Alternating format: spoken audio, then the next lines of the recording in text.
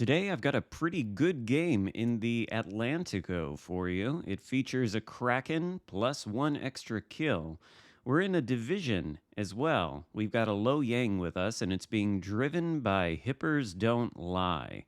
One of my favorite names in this entire game. I think it's pretty clever. Obviously, a play off of that old Shakira song. In any case, we've spawned on this map, whose name escapes me right now, but I don't like it, and I'll tell you why I don't like it. The spawns are too close to each other.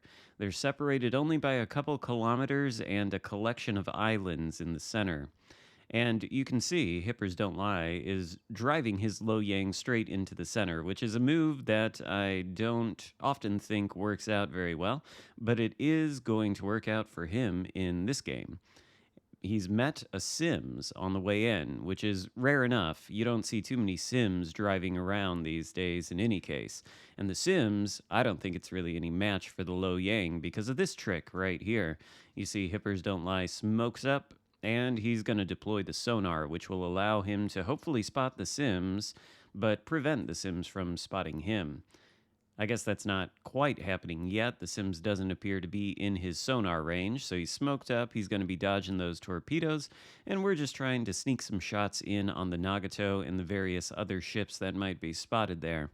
We start off with 9,000 damage done, which isn't great, but we notice also that another Lo Yang on the enemy team is coming in. So our division mate is having to deal with two destroyers in the center. This is why I say don't drive your destroyer into the center generally. A lot of people do this, and when they play destroyers, usually it leads to their early demise. We'll be able to see an example of that here with the Lo Yang, and we may even be able to assist. Hippers Don't Lie here. In fact, we do. We get our first kill of the game and the first blood medal to boot. One of the destroyers has been cleared from the center then, and I think the Sims has retreated. So, since we spawned more toward this western flank, we're going to come out here. We've got a couple battleships pushing this way, and we want to be here to meet them. The Atlantico is a fun ship, in my opinion, also an effective one, or at least it can be. The thing is quite heavily armored, and of course these secondaries are large. I think they're 241 millimeters, so they're heavy cruiser size secondaries, and they're going to be able to eat into the Jean Bar's 32 millimeter armor everywhere, especially if we deploy the secondary mod. There you can see the secondaries crashing into his superstructure and dealing 6,000 damage, because these things are excellent. And the Jean Bar is, well, he's rather unconcerned with us. It looks like he's trying to fight the battleship directly in front of him, which, you can't really blame him, but what he is doing is bow tanking that battleship and giving broadside to me without me having to really do any effort. And in fact, we expend zero effort to take him down. That kill comes courtesy of the fire lit by these secondaries. There's our old friend the Sims, who did indeed retreat from the center. Probably a wise move, maybe a little bit less wise to open water gunboat in that particular destroyer, but you can see why he's doing it. Our teammate in front of us, well, he's been sunk. And so a low health target, kind of can't blame the Sims for opening up, and he, managed to get away with it without sinking. That presents the Kansas to us, and I guess something that is shooting HE from the center of the map, maybe the other DD.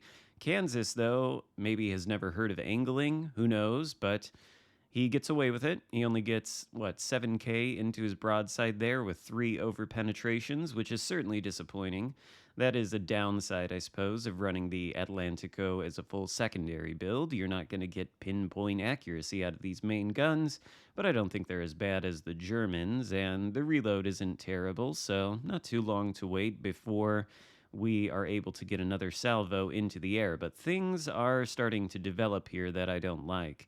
We've got this Kansas broadside in front of us. Sure, he's going to make it easy. He's basically performing the role of a paid actor here, and that's great.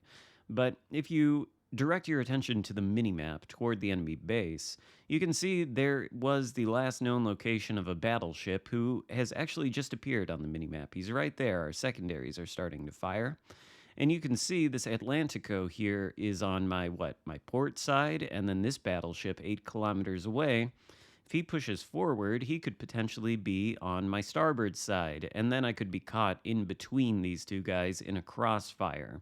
I don't really think that this is necessarily the move Kansas is trying to make, but effectively, if he continues forward, well, we could be in trouble. That battleship, I guess, is not pushing out the way I worried, but right now we're reversing in order to save ourselves. I generally don't like to do this, but sometimes you have no choice but to reverse, and it can be the right move to make sure that you don't get caught in a crossfire. Kansas, who's been making it very easy this entire time and not angling at all, is another victim of a fire courtesy of our secondaries. There's our third kill of the game, and we're up to 100,000 damage done. Well, just under. The ship count, by the way, is fairly even. The enemy team has lost 4, we've lost 3. There's still 8 minutes left to go in this game, and that's kind of nice to see. Usually by this time, the battle is completely decided, but theoretically, this could go either way. Well, maybe it could if the Nagato was paying just a little bit more attention to the Atlantico on his broadside, but like the Kansas before him, I guess he doesn't take this ship seriously. I don't know what it is, but you can see he's giving us just as flat a broadside as his teammates. And while it did take us a long time to shave all the Kansas's HP from his ship, I don't think the same is going to be true of the Nagato. It's got a little bit less armor, and, well, it's not known to stand up to firepower extremely well. There it goes for our 4th kill of the game with 2 citadels. You really don't want to be giving broadside in that particular battleship. You might get away with it sometimes in the Kansas, but not the Nagato. Best just to get to the Amagi at that point. In any case, that leaves 3 ships left alive, a Roma, a cruiser, and I think that Sims that we met initially. Our teammate, by the way, Hippers Don't Lie, has been holding up the center in his low yang. He's still living. I think he may be lining up to launch torpedoes at the Roma, who is pushing right into my secondaries, which is exactly what I want to happen. This game was sort of a gift in that sense. I don't know how much you want to push in with the Atlantico, especially early on. It's not the fastest ship in the world, nor does it have the most HP, even though it is well armored. Instead, I think what you want to do is find a position where you can angle away in a kiting sort of maneuver and allow the ships to push into you because your secondaries will just shred them. And of course, you've got the main guns to sort of back that up.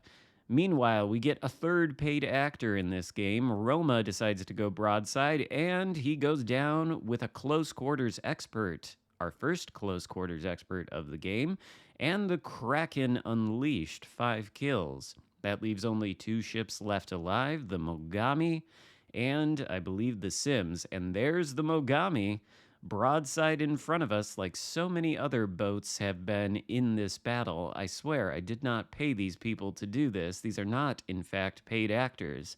But the Amagi, or rather the Mogami, finds out exactly why you don't want to go broadside in your IJN cruiser to a battleship with 15-inch guns, because the Mogami loves to blow up.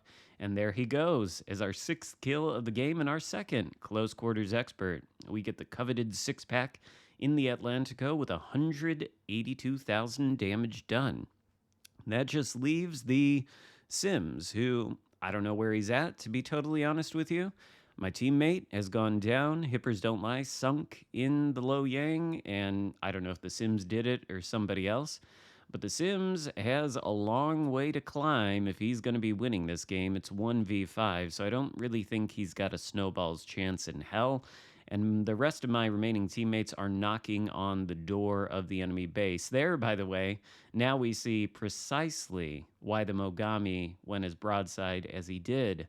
Of course, it was to launch his torpedoes. Oh, and it turns out, plot twist, it wasn't the Sims this whole time. It was a Kagero who, up until this point, I don't know if he's even been spotted. He's trying in vain to defend his base, but he's going to have 2-3 ships shooting at him momentarily. I'd love to get around this island and make this a 7-kill game, but I don't think it's going to happen.